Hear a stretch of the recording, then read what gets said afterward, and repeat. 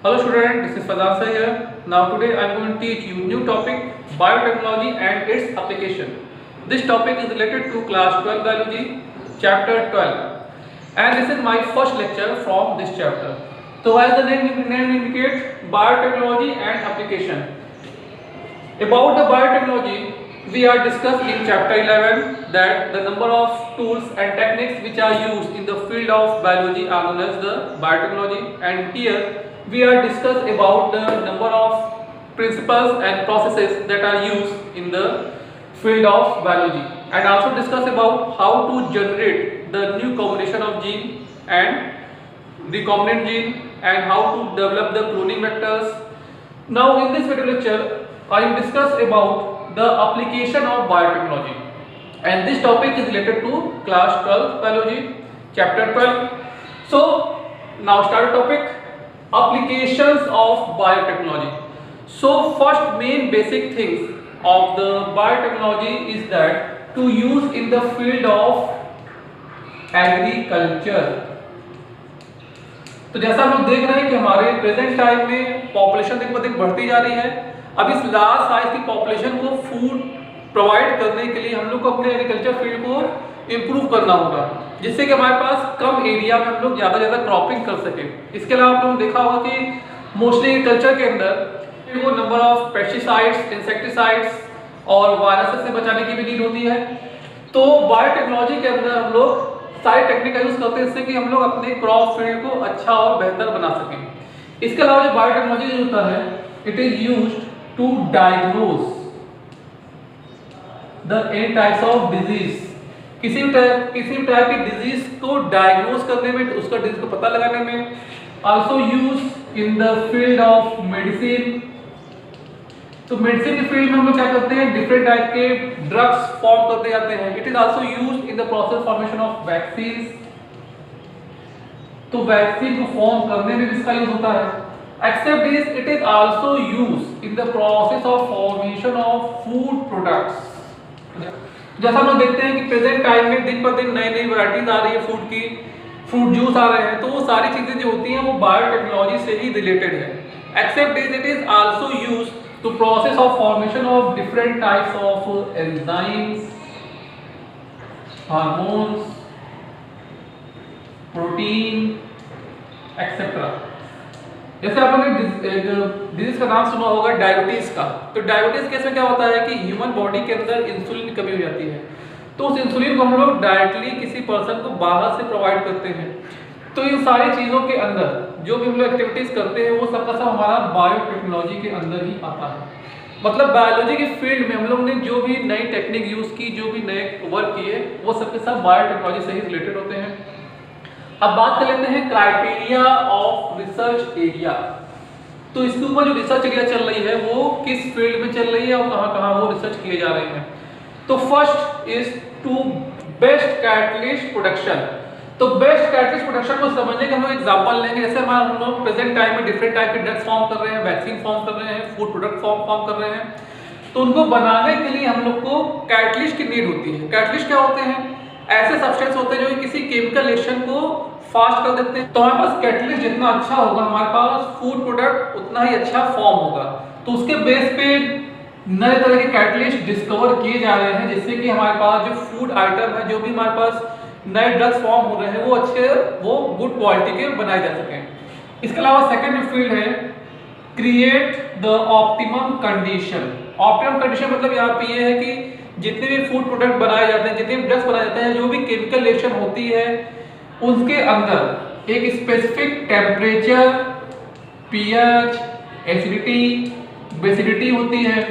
उसके बेस पे वो केमिकल रिएक्शन अच्छे से हो सकता है. इसके अलावा जो प्रोडक्ट हमारा डिजाइन हो गया, उस प्रोडक्ट की भी स्पेसिफिक पीएच और एसिडिटी, बेसिडिटी मेंटेन करने के बाद ही वो फूड प्रोडक्ट हमारा मार्केट में आता है. अब यहाँ पे जैसे हम बात करें ड्रग्स की, जैसे हम लोग बात करें दवाओं की, मेडिसिन की, तो मेडिसिन जो होती है अगर हम उसको हाई टेम्परेचर में रख देंगे तो क्या होता है, वो खराब हो जाती है. तो इस तरह से जितने फूड आइटम फॉर्म रहते हैं उनका एक ऑप्टिमम कंडीशन होता है, उसको मेजर करना होता है. Next is down stream processing. Downstream processing, it means the food substance ready for marketing. आपने क्या किया, अपने इंडस्ट्रीज के अंदर फूड प्रोडक्ट बना लिए, ड्रग्स फॉर्म कर लिया। अब उसको मार्केट में कैसे भेजना है कि हमारा फूड प्रोडक्ट खराब ना हो, उसकी क्वालिटी मेंटेन रहे, ये सब चीजों के बारे में हम लोग यहाँ पे डाउन स्ट्रीम प्रोसेसिंग के अंदर डिस्कस करते हैं। जैसा हम लोगों ने चैप्टर 11 में पढ़ा था बायोरिएक्टर्स, तो बायोरिएक्टर के अंदर ये सारी चीजें ही मेंटेन की जा रही थी। अब हम लोग बात कर लेते हैं biotechnology application in the field of agriculture. तो एग्रीकल्चर के फील्ड में जो बायोटेक्नोलॉजी का यूज है वो बहुत ही ज्यादा मेजर यूज है, जिसके बेस पे हमारे पास हम लोग अपने फूड डिजायर को कंप्लीट कर पा रहे हैं। इसके अलावा जो हमारे पास एग्रीकल्चर फील्ड होती है वहां पे फूड प्रोडक्ट की क्वालिटी और क्वांटिटी इंप्रूव करने के लिए 3 बेसिक थिंग्स यूज की जाती है। उसके बारे में बात कर लेते हैं। Number 1, season of cropping. तो किसी पर्टिकुलर प्लांट का स्पेसिफिक सीजन होता है, उसके सीजन अकॉर्डिंग हम लोग क्रॉपिंग करेंगे तो हम लोग को गुड क्वालिटी के क्रॉप्स मिलेंगे। Second, organic farming. Organic farming मतलब कि क्रॉप फील्ड के अंदर हम लोग डिफरेंट टाइप के पेस्टिसाइड, फर्टिलाइजर का यूज करते हैं जो कि ऑर्गेनिक कंपोनेंट होते हैं और फूड क्वालिटी को इंप्रूव करने में हेल्प करते हैं। Except this genetic modified plant varieties. तो प्रेजेंट टाइम में ये सबसे ज्यादा यूज किए जाने वाले एग्रीकल्चर फील्ड है। और अब इसके अंदर हम लोग क्या करते हैं इस बारे में बात कर लेते हैं। Now I am going to discuss about the genetic modified plant, it means the GMO plant.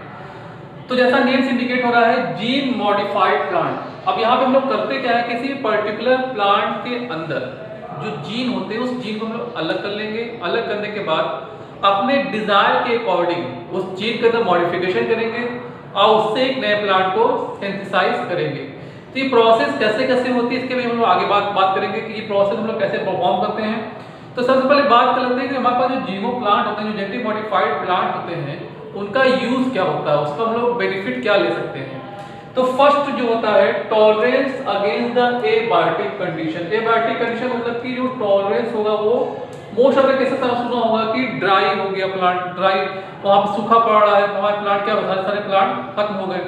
तो सूखा से बचने के लिए या फिर जो भी एनवायरमेंटल हार्मफुल कंडीशन होती है उसको स्ट्रेस को वियर करने के लिए हम लोगों ने जेनेटिक मॉडिफाइड प्लांट बना रखे हैं जो कि कम पानी, कम हाई टेम्परेचर पे और लेस वाटर टॉलरेंस कंडीशन में इजिली ग्रो कर सकते हैं। इसके अलावा सेकंड जो इसका यूज होता है, it decrease the use of chemical and pesticides. अगर हम लोग अपने क्रॉप फील्ड के अंदर ज्यादा पेस्टिसाइड यूज करते हैं, ज्यादा केमिकल यूज करते हैं तो वो हमारे लिए हार्मफुल होता है। हमारे बॉडी में जाके वो पेस्टिसाइड्स डिपॉजिट होते हैं और वो टॉक्सिक फॉर्म करते हैं। तो उस टॉक्सिक से बचने के लिए हम लोग अगर प्लांट के अंदर, फील्ड के अंदर हम लोग अगर पेस्टिसाइड यूज नहीं करेंगे, केमिकल यूज नहीं करेंगे तो हम लोग उस टॉक्सिक सब्सटेंस से बच सकते हैं।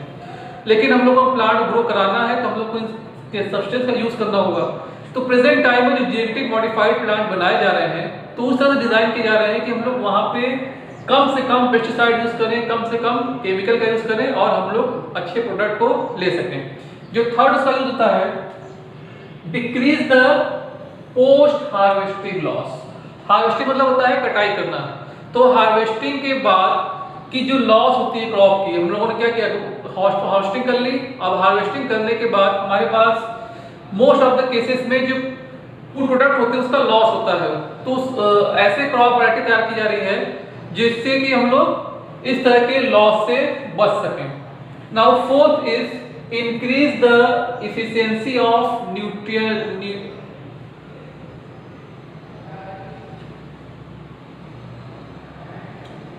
Now fourth is increase the efficiency of minerals uses।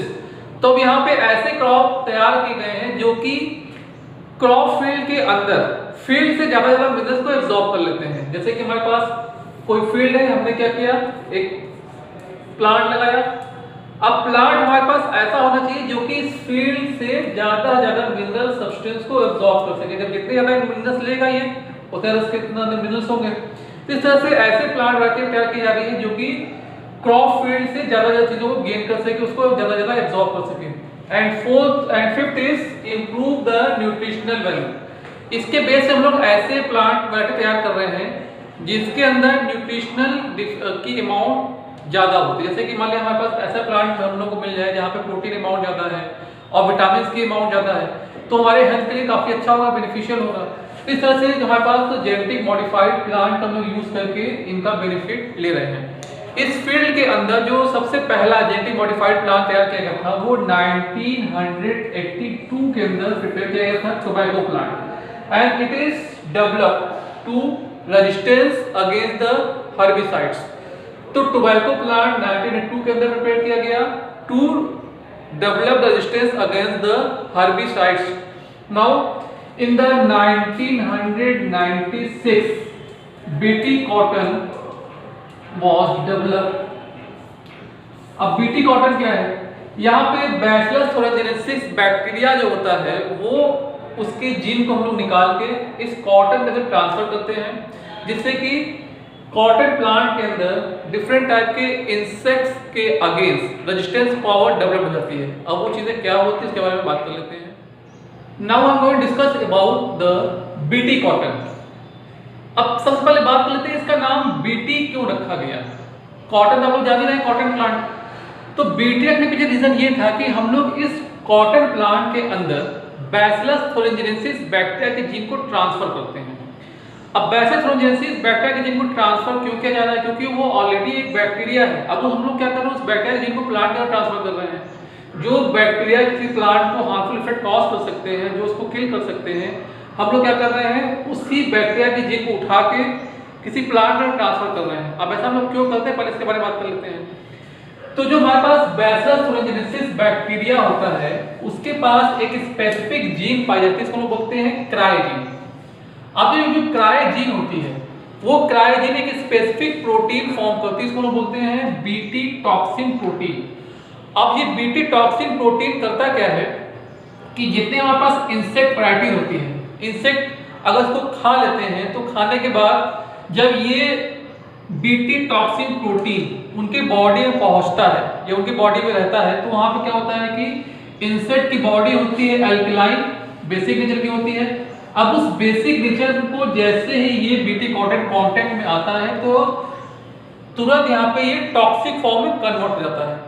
अब ये टॉक्सिक फॉर्म में कन्वर्ट होता है तो ये जो हमारे पास इंसेक्ट होते हैं वहां पे टॉक्सिन का फॉर्मेशन स्टार्ट हो गया, and this toxic substance start to deposit in the mid gut of insects.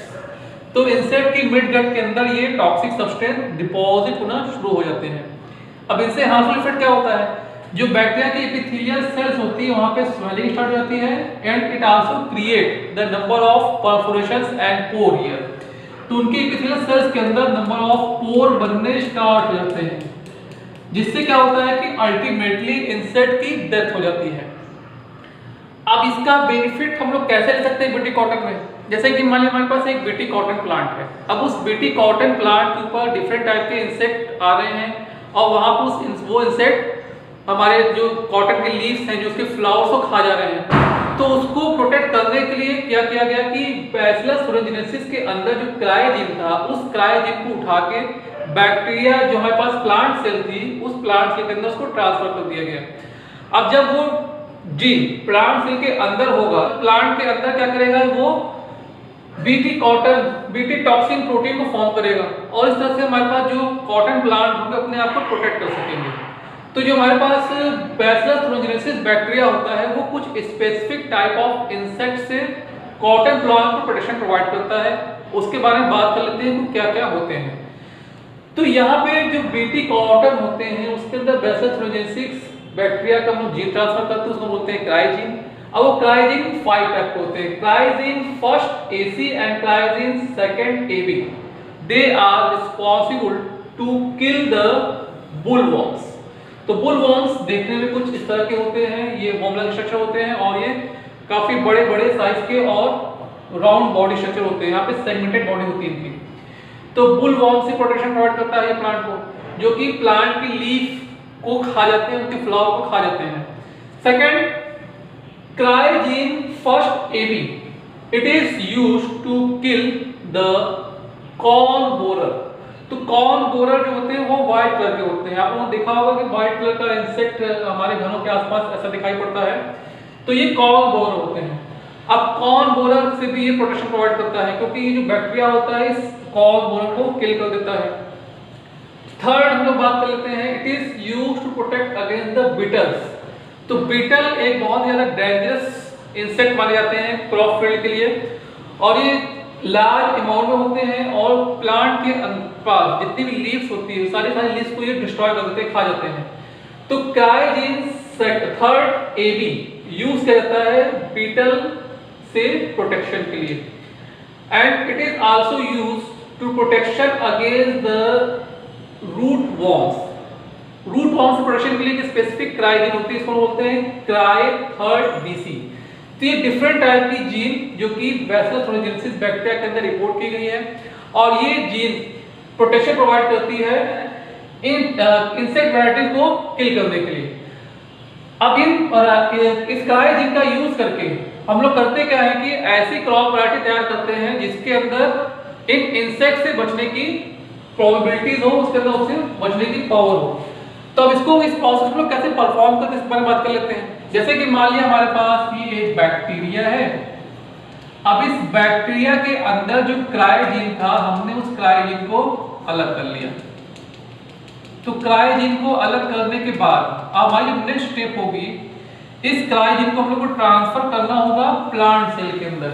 तो जैसे मान लें कि हमारे पास एक कॉटन प्लांट है, अब इस कॉटन प्लांट से हम लोग क्या करेंगे, इसकी सेल अलग करेंगे। अब सेल के पास यहाँ पे इसके डेंटिक मटेरियल होंगे। हम लोग क्या लेके आ रहे हैं, डीएनए मॉलिक्यूल लेके आ रहे हैं, यानी कि यहाँ पे हमारे पास जो क्राइजीन है वो डीएनए स्ट्रक्चर ही है, डबल स्ट्रैंडेड डीएनए है। अब इस डीएनए को डायरेक्टली ट्रांसफर करेंगे और कहाँ ऐड करेंगे, कॉटन प्लांट के सेल के अंदर जो डीएनए प्रेजेंट उस डीएनए के अंदर हम लोग उसको ट्रांसफर करेंगे और उसको मिक्स कर देंगे। अब मान लिया हमारे पास इस सेल के अंदर क्राइजीन आ गया। अब क्राइजीन जब यहाँ पे आ जाएगा तो इस सेल के अंदर क्या होगा, जैसे कि मान लिया कि ये सेल के अंदर क्राइजीन आ गया, अब इससे हमारे पास पूरी प्लांट बन जाएगी। मान लेते हैं कि हमारे पास ये कॉटन प्लांट सिंथेसाइज हो गया।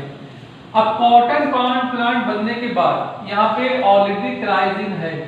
अब जैसे ही कोई इंसेक्ट आएगा और इस कॉटन प्लांट को नुकसान पहुंचाएगा, इसके अंदर फीडिंग करेगा, तो यहाँ पे इस प्लांट के सेल के अंदर ऑलरेडी बीटी टॉक्सिन प्रोटीन बन रहे होंगे।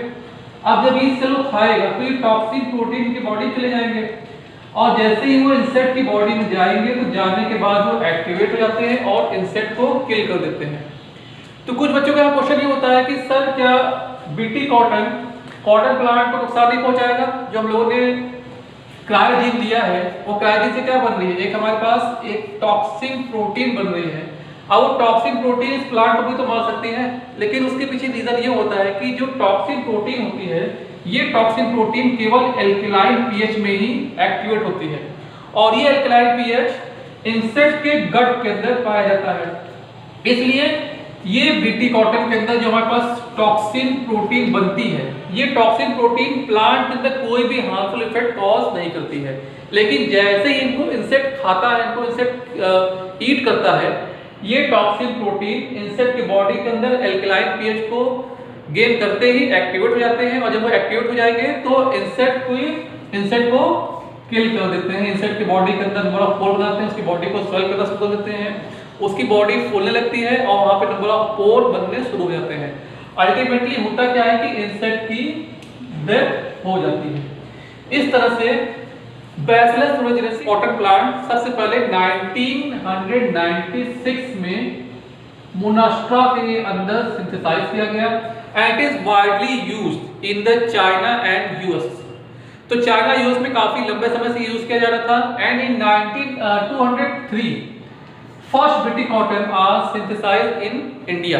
तो हमारे इंडिया के अंदर जो फर्स्ट बीटी कॉटन सिंथेसाइज की गई थी 2003 में सिंथेसाइज की गई थी। So it is the very essential discovery for the protection of cotton plants. Now I am going to discuss about the genetic modified tobacco plant that make the resistance against the Melanogyne incognita. Melanogyne incognita is the nematode species that make the number of nodules at the root of tobacco plant. This nodule absorb the food substance of tobacco plant. Ultimately, when the number of nodules are increased in the root area, it is responsible for the death of tobacco plant. तो मिलेनोगाइन incognito एक nematode species है जो कि tobacco plant के root के अंदर report की गई है। अब ये करता क्या है कि टोबैको प्लांट के रूट के अंदर नोड्यूल फॉर्म करता है। अब ये नोड्यूल करते क्या है कि जो प्लांट ने अपने खाना पीना बनाया था उस खाने पीने को डायरेक्टली एब्जॉर्ब कर लेते हैं, उस खाने को खा जाते हैं। तो जब उनका नंबर लगातार प्लांट में बढ़ता जाता है तो अल्टीमेटली प्लांट की डेथ हो जाती है। तो इस तरह से हम लोग मिलेनोगाइन इनकॉग्निटा से कैसे टोबैको प्लांट को बचा सकते हैं इसके बारे में हम लोग बात करने वाले हैं। तो हमारे एनवायरमेंट में जितने प्लांट होते हैं उन सभी प्लांट के पास अपना खुद का एक डिफेंस मैकेनिज्म होता है। इस डिफेंस मैकेनिज्म के बेस पे वो प्लांट अपने आप को प्रोटेक्ट करते हैं। हमारे पास इम्यून पावर होती है, प्लांट के अंदर अपना खुद का डिफेंस मैकेनिज्म होता है जो कि उसकी सभी पर्टिकुलर सेल परफॉर्म कर रही होती है। अब वो डिफेंस मैकेनिज्म क्या होता है पहले इसके बारे में बात कर लेते हैं। जैसे कि मान लीजिए एक नॉर्मल प्लांट है, इसके पास सेलुलर डिफेंस मैकेनिज्म होगा। अब इस सेलुलर डिफेंस मैकेनिज्म के थ्रू जैसे कि मान लीजिए कि प्लांट है, इस प्लांट के अंदर उसके डीएनए होंगे, ये अपने डीएनए से एक स्पेसिफिक आरएनए फॉर्म होगा, उसको बोलते हैं RNA. This RNAi are responsible for the process of formation of specific protein that are known as the interferon protein। अब ये interferon protein most of the cases में सभी प्लांट के अंदर फॉर्म होती है जो कि प्लांट को प्रोटेक्शन प्रोवाइड करने का काम करती है।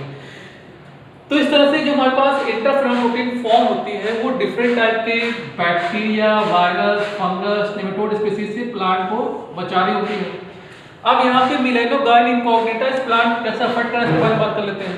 तो मिलेनोगाइन इनकॉग्निटा जो होता है वो develop the specific RNA that are known as the double stranded RNA. It is the complement, it form the complementary sequence of the RNAi. अब यहाँ पे जो प्लांट सेल होती है, इस प्लांट के अंदर जो आरएनएआई बन रहा है उस आरएनएआई के अगेंस्ट ये लोग क्या करते हैं, कंप्लीमेंट्री सीक्वेंस सिंथेसाइज करते हैं। तो जैसे यहाँ पे हमारे पास डीएनए था, डीएनए से क्या बना, हमारा आरएनए बना। अब इस आरएनए के अंदर मान लेते हैं हमारे पास जो सीक्वेंस बन रही है वो सीक्वेंस है AUGU। अब उसके अगेंस्ट ये कॉम्प्लीमेंट्री सीक्वेंस बना रखेंगे पहले से ही। अब वो कॉम्प्लीमेंट्री सीक्वेंस डायरेक्ट आएगा और यहाँ पे आने के बाद इससे वो सीधे सीधे बाइंड कर जाएगा, यानी कि UACA। तो ये सीक्वेंस डायरेक्टली आके इस सीक्वेंस से बाइंड कर जाएगा।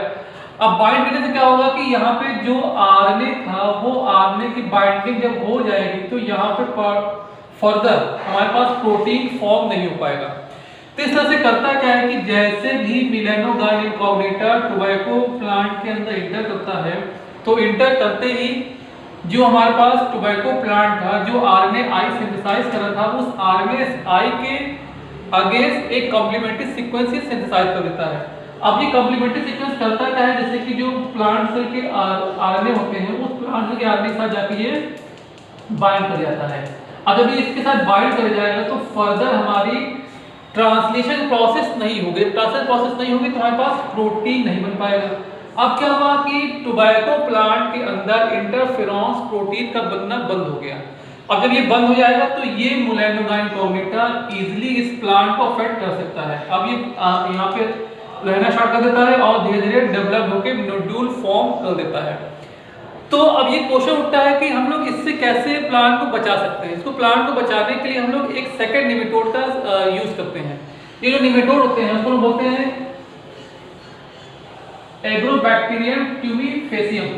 तो एग्रोबैक्टीरियम ट्यूबिफेसियम जो होता है वो मिलेनोगाइन इनकॉग्निटा के अगेंस्ट सीक्वेंस सिंथेसाइज करता है। जैसे कि मिलेनोगाइन इनकॉग्निटा क्या कर रहा है, मिलेनोगाइन इनकॉग्निटा आरएनएआई के अगेंस्ट सीक्वेंस सिंथेसाइज कर रहा है, कंप्लीमेंट्री स्ट्रैंड बना रहा है और वो उससे बाइंड कर जा रहा है। अब एग्रोबैक्टीरियम ट्यूबिफेसियम क्या करता है, एग्रोबैक्टीरियम ट्यूबिफेसियम जो यहाँ पे Meloidogyne incognita DNA form RNA form कर रहा था उस आरएनए के अगेंस्ट ये कंप्लीमेंट्री सीक्वेंस को सिंथेसाइज करता है। तो सेल्स और एंटीसेल्स स्ट्रैंड को ये फॉर्म करते हैं जिसकी वजह से ये मिलेनोगाइन इनकॉग्निटा के अंदर बन रहे आरएनए मॉलिक्यूल से डायरेक्टली आके बाइंड कर जाते हैं। अब जो ये आरएनए फॉर्म हो रहा था मिलेनोगाइन इनकॉग्निटा के अंदर उससे डायरेक्टली बाइंड कौन कर गया, उनके डायरेक्टली बाइंड कर गया हमारा एग्रोबैक्टीरियम ट्यूबिफेसियम का आरएनए। अब जब ये बाइंड कर जाएगा तो ये इनएक्टिव हो जाएगा। अब जब यहाँ पे इसकी बाइंडिंग हो जाएगी तो ये इसके साथ बाइंड नहीं कर पाएगा, तो जब ये आरएनए आई साथ बाइंड नहीं कर पाएगा तो प्लांट सेल का जो आरएनए था वो फ्री हो गया, और जब वो फ्री हो जाता है तो इजीली इंटरफेरॉन प्रोटीन फॉर्म करता है और वो इस मिलेनोगाइन किंगडम को किल कर देता है। अब यहाँ पे क्वेश्चन राइज ये होता है कि आखिर हम लोग इसका यूज कैसे करते हैं। तो नॉर्मली जो प्लांट सेल होती है उसके अंदर आरएनए की हेल्प से इंटरफेरॉन प्रोटीन बन रहा था। अब इस इंटरफेरॉन प्रोटीन को ब्रेक कौन कर रहा है, कौन उसको प्रोसेस को रोक दे रहा है, मिलेनोगाइन इनकॉग्निटा रोक दे रहा है। वो कैसे रोक रहा है, मिलेनोगाइन इनकॉग्निटा आरएनए जो कि प्लांट सेल फॉर्म कर रही थी उसके अगेंस्ट उसने कॉम्प्लीमेंट्री सीक्वेंस फॉर्म किया, और फॉर्म करने के साथ साथ अब वो प्लांट सेल की आरएनए के साथ आके बाइंड करेगा। जब बाइंड कर गया तो यहाँ पे इसके अंदर फर्दर प्रोटीन सिंथेसिस नहीं हो पाई। अब इसको हम लोग को रोकना है, तो रोकने के लिए करना क्या होगा कि एग्रोबैक्टीरियम ट्यूमिफेसियम जो हमारे पास निमेटोड होता है, निमेटोड होते हैं, इनके अंदर से एंटीकोडॉन फॉर्मिंग जीन को हम लोग को निकालना होगा। यानी यहाँ पे जो कॉम्प्लीमेंट्री सीक्वेंस फॉर्मिंग जीन उसको हम लोग निकाल लेंगे, और निकालने के बाद क्या करेंगे, इस प्लांट के अंदर जो हमारे पास टोबैको प्लांट होता है, इस टोबैको प्लांट के अंदर इसको हम लोग डायरेक्टली इंट्रोड्यूस कर देंगे। तो अभी हमारे पास जो टोबैको प्लांट होगा, इस टोबैको प्लांट के अंदर यहाँ पे ऑलरेडी एग्रोबैक्टीरियम ट्यूमिफेसियम के भी जीन होंगे, जिसके हेल्प से वो लगातार ऐसे आरएनए सीक्वेंस को सिंथेसाइज कर रहा होगा जो कि रिस्पॉन्सिबल होता है बाइंडिंग के लिए मिलेनोगाइन इनकॉग्निटा के आरएनए से। तो जैसे ही मिलेनोगाइन इनकॉग्निटा अब जेनेटिक मॉडिफाइड टोबैको प्लांट के ऊपर अटैक करेगा, तो अटैक करते ही यहाँ पे ऑलरेडी एग्रोबैक्टीरियम ट्यूमिफेसियम कंटेनिंग जीन हमारे पास है, तो वो जीन सीधे आके मिलेनोगाइन इनकॉग्निटा के आरएनए से बाइंड कर जाएंगे। और जब इससे बाइंड कर जाएंगे तो पर्टिकुलरली जो हमारे सेल के अंदर इंटरफेरॉन्स फॉर्म हो रहा था, वो इंटरफेरॉन्स इस मिलेनोगाइन इनकॉग्निटा को किल कर देगा। तो इस तरह से हम लोग एग्रोबैक्टीरियम ट्यूमिफेसियम के जीन को टोबैको प्लांट के अंदर इंटर कर देते हैं, और वो टोबैको प्लांट मिलेनोगाइन इनकॉग्निटा से अपने आप को बचा पाता है।